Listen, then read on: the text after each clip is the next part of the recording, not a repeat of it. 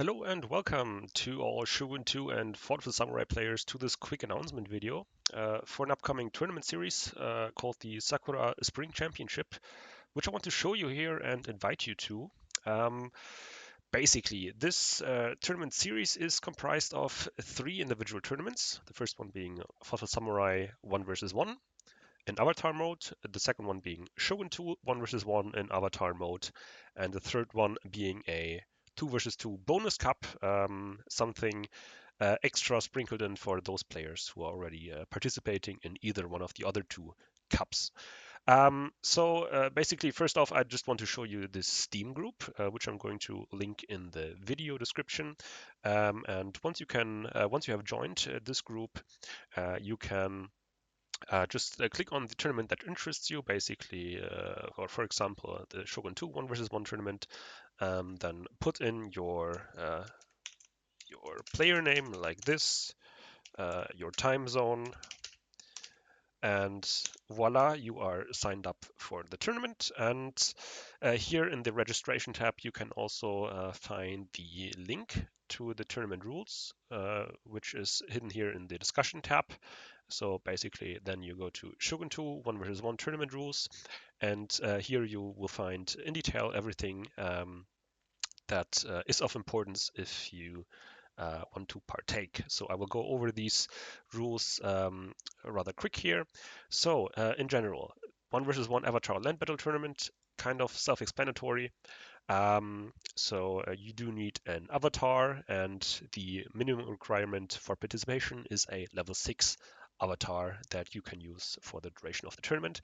The format is a double elimination format, meaning once you lose a round, you're not out of the tournament already, but you have a chance to fight back. So no one is eliminated until he has lost at least 2 rounds against 2 different players. And most of the rounds will be played in a best of 3. And in the latter stages, most of the games will be played in a best of 5 mode. So when it comes to the battle procedure, some things to keep in mind. So the upper player from the brackets, which is basically the first player who is named in the matchup. So let's say this is a best of 3 played between Chaos Blade and myself, and Chaos Blade is named first. So then Chaos Blade is the attacker in Battle 1, and he will be placed on the left side of the lobby, and he will also be the host of the lobby. And the attacker would then choose a map from the map pool, and the map pool is to be found in the rules below. Make sure to always go recheck that before your games to make sure that you do not pick an illegal map.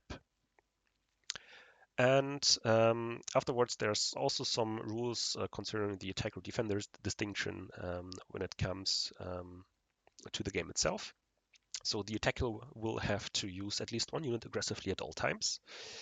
And having control of all dojos on the map is counted as an attacking move. So if you've capped all dojos or you're actively decapping something, then you're no longer obligated to carry out other attacking moves to fulfill your obligations. And also, kind of important when it comes to the latter stages of games, sometimes the player only has a calf left, and in that scenario, that player becomes the attacker automatically, just to prevent a situation where someone just runs away from the opponent, declining to attack. Then let's go over the battle configuration. So weather conditions, anything except winter. So choose whatever you like. Although I would recommend to everyone to choose summer as a season because it increases visibility, which makes the maps both prettier for YouTube commentaries, but also easier to play on because it's somewhat easier to micro. Then key buildings enabled, so with dojos, large units, unit size and budget size, so 14K, and no weather effects and no night battles. Then the army selection regulations. Maximum of 8 spears and Naginata units. Pay attention, this also includes attendants. Max 4 of the same unit. So, for example, 4 Naginata warrior monks. Then max 2 bow calf, not including a general with bow enabled.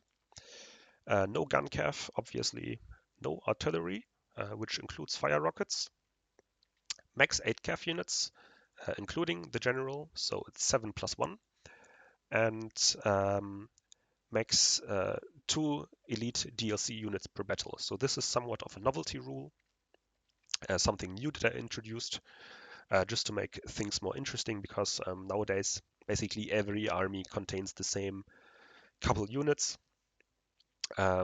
meaning Fire Cav, Waco Raiders, Long Yari Ash, and Bulletproof Sam. And to make it more interesting, the rule is now that during a battle, you basically have to make a choice. You can't take more than 2 of these 4 units. You can't use more than 2 of these 4 units in the same battle. So choose wisely. Then onto the map pool, which I already talked about. Careful to note here, when it comes to the tiebreaker, the maps for the tiebreaker will be set for each round at the beginning of the tournament, and these tiebreaker maps cannot be picked in the same round. So basically, if you play in round 2 and the tiebreaker is Hida Mountains, then both you and your opponent can't pick Hida Mountains as your map picks in game 1 and 2. So that's something to keep in mind. And also, special rule for the tiebreaker: the attacker from the first battle starts on the left side of the lobby, so on the attacker side. However, there is no designated attacker defender during the match, so you're basically both in an equal position. Then when it comes to the game schedules, the games are to be played within a certain deadline, usually roughly a week, but there may be some variations. And the extensions may be granted if both players and an admin agree, and if the delay does not halt the progress of the entire tournament. Then here at the bottom, you will find the section on technical rules, which deals with the general stuff like dropouts, cheating, pull-through. And the special thing about these technical rules is that they're the same for all of the tournaments. So there's no difference between 2 versus 2, Forza Samurai, or Vanilla. So once you reach this one page, you're basically informed on the overall rules of conduct when it comes to dropouts, camping as well, pull through, and other stuff. I will just go over these miscellaneous rules because I think they're worth mentioning. So having different types of special clan abilities is not permitted in the same battle. Although you are permitted to switch during a match, I feel like I need to explain this a little bit more. So, for example, you play the Shogun 2 1 versus 1 tournament, and in the first battle, you play with Banzai Lone Swords on level 9, which is of course a sword clan ability. And in battle 2, you play with Hold Firm Yari Ashigaru level 9, which is a spear clan ability. You can do that. That is perfectly fine.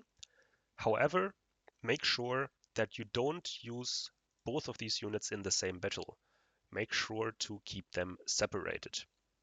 So you can't have an army that has both Sword Clan and Spear Clan or Calf Clan ability all in the same battle, but you have to switch them up so that you don't have an army that features more than one clan ability. So that's careful to that's something to watch out for. Then something of note, you are free to make changes to the general skill tree during your round. So if you're uncontent with whatever, like a leadership general after battle 1, you want to switch up to like a bow gen, you're free to do that. That's not a problem. And you're also free to do veteran refreshing with your opponent. That is only if your opponent agrees to do so, or when you're not in a time crunch. So, for example, when there's a tournament caster or a YouTuber in the spectator slot who wants to live record, then please don't do it because that's just wasting a lot of time. Then some more things to watch out for. Don't use more than one avatar during a match. So you can switch or you can change your skill tree, but you can't change the whole avatar.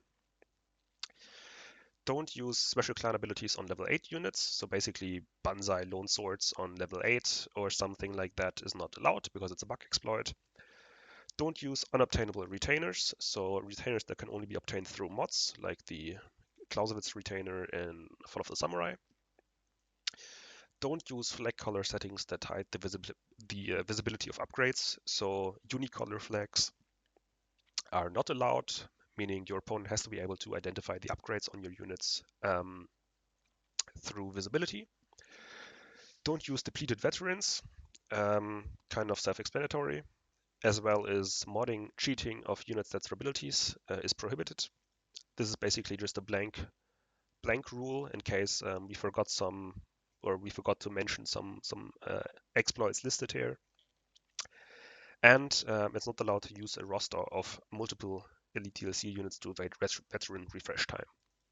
So basically, if you have used a mod in the past to give you multiple units of Long Yari Ash, then you're not allowed to use these units in successive battles if a unit of Long Yari Ash was depleted in the first game. So basically, you have to simulate the refresh time to make it fair to the opponents who have not used those mods.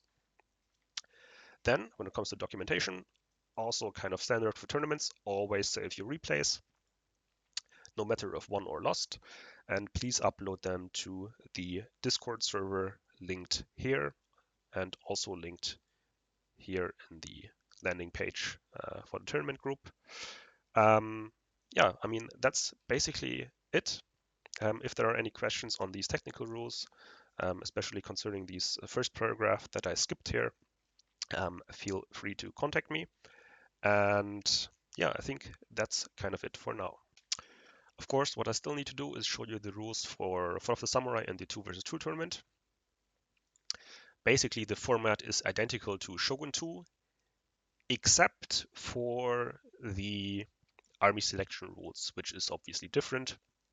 So for Fall of the Samurai, the rules are as follows. Maximum of 10 line infantry, excluding Tosas, sharpshooters, and Yugekitai. So these are not included in the limit. Max 4 of the same, and max 2 ranged cav, excluding the general. So not just gun cav, but ranged cav. So be careful here. If you take a bow cav, then you can't take 2 revolver cav, for example. And yeah, all the rest is identical to the Shogun 2 rule set, which I already explained. So this one was fairly quick. Then last but not least, onto the 2 versus 2 bonus cup.